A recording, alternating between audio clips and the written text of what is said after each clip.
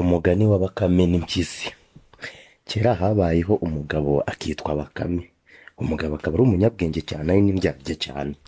Umunsi umwe yigira inama aragenda abwira Warupyisi wari umucuti we ati rero reka dukore umushinga dushaka ukuntu twakora ubucuruzi. Batangira mu mushinga w'ubucuruzi ariko imari yose ikazajya ibikwa kwa Bakame. Umunsi umwe kubera ko Bakame ariwe wabikaga imari yose araza abwira Warupyisi ati rero muvandimwe, yaje yihwereje muri makeya ati muvandimwe, abajura bansahuye banshushuye rwose, ubu nta kintu na kimwe nsigaranye.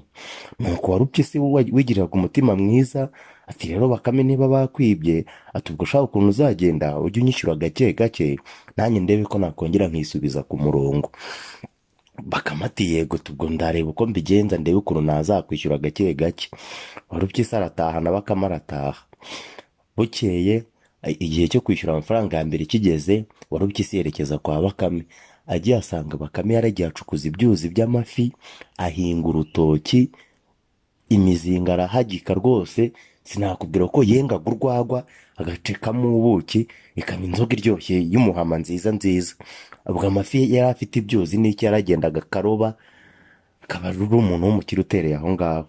Icyo gihe Warupyisi agiye kwishyuza asanga Bakame aho ngaho akihagera mu gihe nta kintu aravuga, Bakame ahita yikubita ku kiyaga.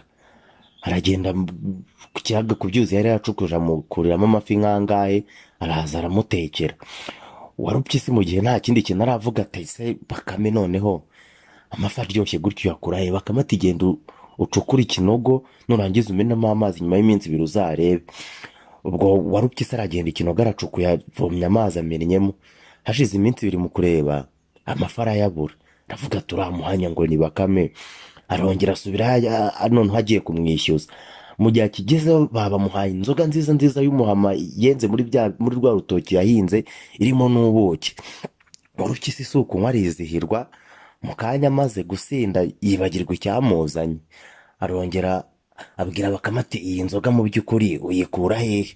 Ati iyi nzoga ati genda ufate rwa rutoki rwawe utemere mu kabindi. Urumva nawe urutoki rwonyine kurutemera mu kabindi n'imikanana n'iki, ati ushyiremo amazi nka nyuma y'iminsi 3 izaba inaryoshye kurusha uko agiye wiki mba nayitaze mu munsi umwe.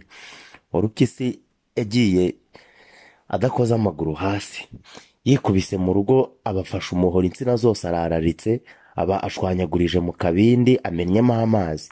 Nyuma y'iminsi birakojejemo umukenke ngo akurure inkanka ziracika kubera amakashi n'amakakama y'ibitoki. Warupyisi ati Bakame ndamwica. Ikintu cyamurokoye cyanamuzanze mu nuko aho hari agakono k'itabi yakundaga kunywa abagakubise ku munwa. Ati noneho Bakame ndamwica. Bati ubise inkono y'itabi ku munwa aratumagura nka kabiri yumva ubuyanja buragarutse.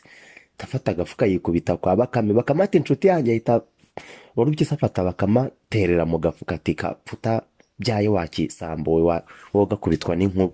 Bamutereye mu gafuka arahambiriye ati ngiye kukuroha. Baramanutse ati ndakuroha mu kiyaga. Warupyisi ageze hepfo yenda kugera neza neza mu kiyaga aho agiye kuroha Bakame, yibuka ko asize inkono yiwe y'itabi kwa Bakame. Abarambitse igifuka hasi asubiyeyo cyari kirimo Bakame. Asubiye kuzana inkono y'itabi aho haba haciye impongo. Bambi ngeragere ati se Bakame noneho kuri mu mufuka bimeze bite? Ati reka sha. Bakame ati reka sha tubu wahora n'iki mpongo? Tese bimeze bite? Ati ubu ngubu byanyubeye, ubu banjyanye ngo kuyobora utunyamaswa twari hakurya. Ati kandi ntabyo nshaka. Impongo ati ngo iki? Ati banjyanye kuyobora sha none ntabyo nshaka. Impongo ati waretse nkigiramo aho ngaho. Ubwo ati mfungura ngo ushyiremo. Ubwo impongo ibifunguye Bakame, impongo iba ari yijyamo. Bakame irangije iradanyangira ngo irafunga neza ibirigurukiye. Ubwo Warupyisi aza kugaruka ahita yikorera agafuka kiwe ajya kuroha. Warupyisi agaruka yivugisha ati baka ndakuroha noneho ibyo wigize ati ndakuroha. Impongo igenda isa kuza tuya ntabwo ndi Bakame wowe kabyara wewe. Ati amayeri yawe ndayazi tugende. Koza ku kiyaga iroha impongo mu amazi arayijyana, isubira mu rugo kwa Bakame yazamutse inabyina ati sha bya Bakame byose ndabisigarana. Igitunguka mu rugo isanga Bakame ifite umwase mwiza mwiza wigize nabi. Atumva uvuye kuzimu ntiyegerana n'abazima. Ati Warupyisi genda uvuye kuzimu ntiyegerana n'abazima. Sijye wahera rero hahira umugani wa bakame na warupyisi.